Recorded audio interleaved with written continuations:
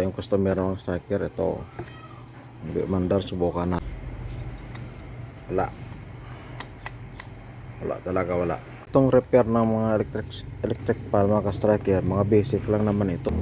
Dahil wala siyang power, shortcut na lang natin ito. Gawa na lang natin ito ng paraan kung paano. Kasi mula dito sa code niya na to, kung sundin talaga natin, dito talaga tayo mag-umpisa. I-test natin ito kung buo o hindi. Sunod, dito tayo sa thermal fuse. Pag okay pa dyan, dito tayo sa kapasitor. Ito lang naman ang kailangan. Kasi itong motor, sigurado ako buo din ito eh. Yan ang tatlong tingnan natin. So ito, testera natin.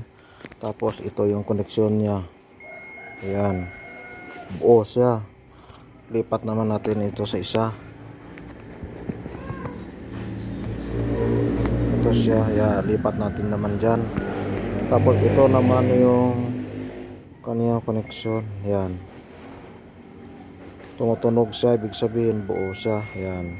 Lipat tayo dito sa thermal fuse. So itong kapasitor buo din siya. Oh, kasi 1.5.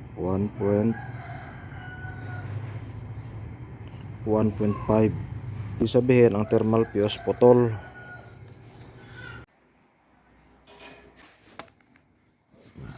Goods na siya. So good running condition na.